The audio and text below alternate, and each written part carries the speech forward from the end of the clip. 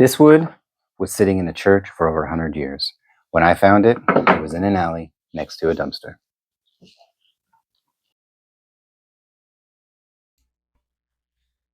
I was walking by a local church and spotted some broken furniture down an alley. I went around the front and I asked if I could have it. They said, "Sure, it's trash."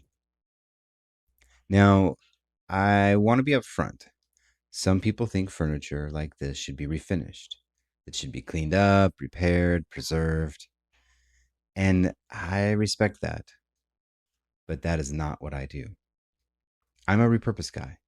I want to take the raw material, the actual wood, and make something completely new out of it.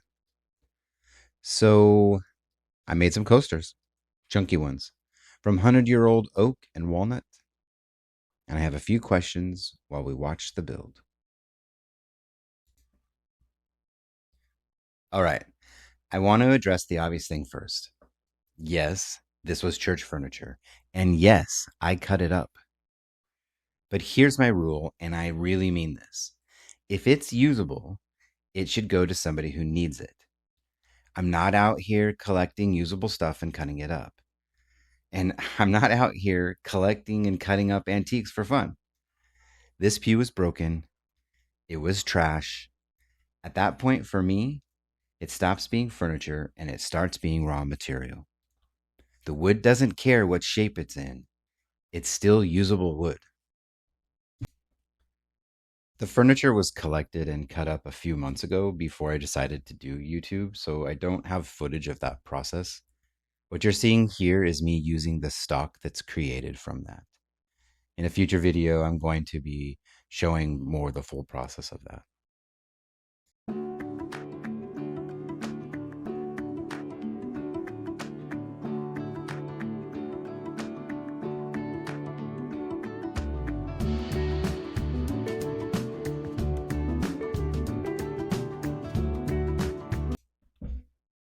Okay, this is taking way longer than it should. It's a 1/4 inch deep hole. Yes, it's 3.5 inches wide, sure. But it shouldn't take me like 10 minutes to drill each one. The speed's right, the setup's right, drill press is fine. It just keeps stopping on me. Now, I did get this drill press off of Buy Nothing. Someone was cleaning out their garage. So I cleaned it up. I got it all fixed up and into shape, I think. And honestly, it works great. But now I'm thinking that the belts might be stretched out. I'm assuming that's totally normal with old rubber. Am I right though? Or is there something else I'm missing?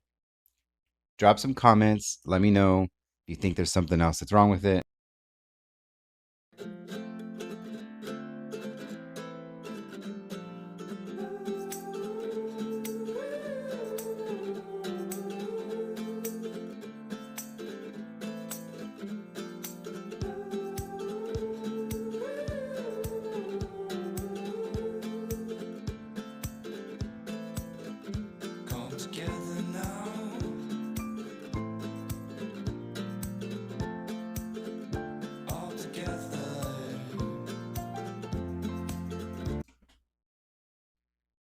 Here's my other honest take.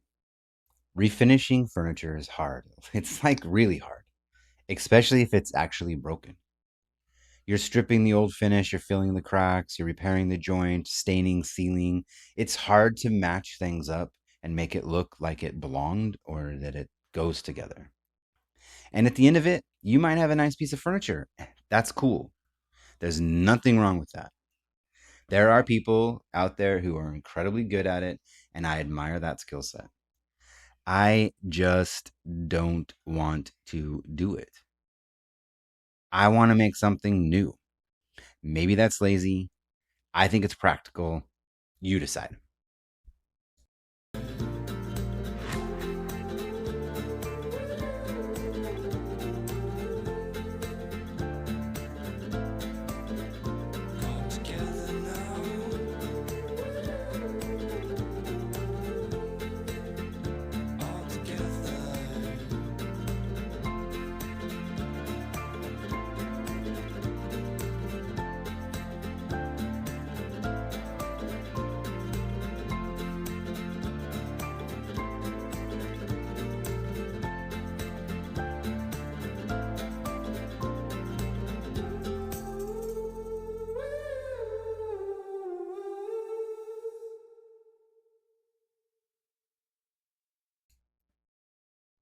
Here's where it gets a little philosophical.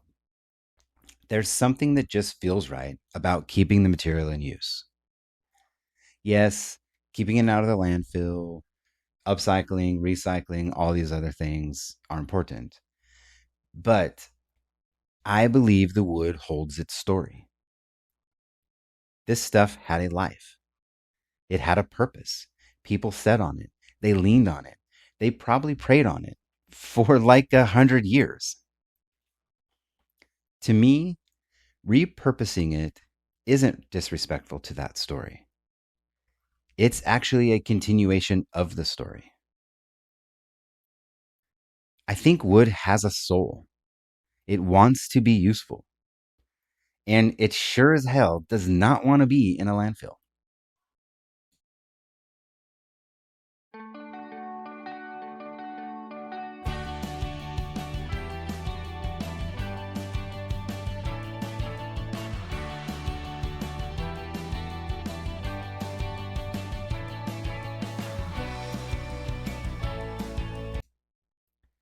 I used to just take old furniture parts and cut them into whatever size I needed for some DIY project. It was rough, it was ugly, but it got the job done. As I get better at woodworking, I've started actually taking the furniture apart, remilling it, and making usable stock. That way, I can use it for just about anything I want to build. So, like I mentioned before, I think in my next video, I'm going to show that process from start to finish, showing how I break the furniture down, milling it up, and turning it into reusable stock that I can keep and use for future projects.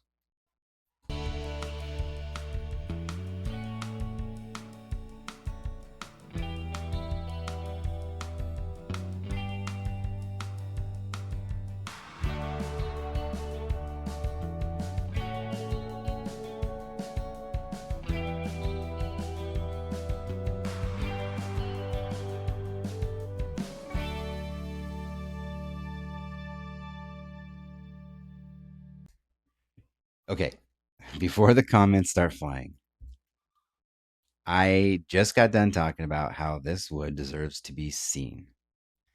Then I covered it up with cork and felt. I know. The cork was supposed to control moisture from the glass. The felt is supposed to protect the table. Those are both practical things for a coaster. Both of those things are hiding the wood. I'm not sure I made the right call. Maybe, maybe not. Next time, I don't know, maybe skip the cork. Maybe I just put little felt pads on the bottom instead of covering the whole bottom. I'm not sure. I generally don't know. Please let me know what you would do differently. I'm honestly not comfortable covering up all this beautiful wood. So let me know if you have any thoughts.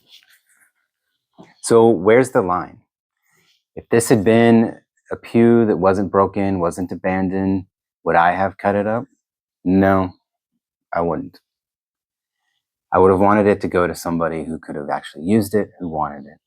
I've actually picked up stuff on the side of the road and, furniture and taken it to somebody who actually needed it. But it wasn't broken. This was. For anyone new here, and let's be honest, you're probably all new here, I'm relearning woodworking. I have some very fond memories of growing up in the shop, woodworking with my dad, making things, building stuff, fixing things. It's some of the best memories I have with my father. Maybe it's nostalgia, or maybe it's because I just turned 50, or honestly, I just want to make some of the same kind of memories with my son. Either way, I'm on a journey, mistakes and all. If that sounds like something you're interested in watching, I would love for you to follow along. Somewhere here, I pulled another piece off the sidewalk and turned it into something. Check that one out next.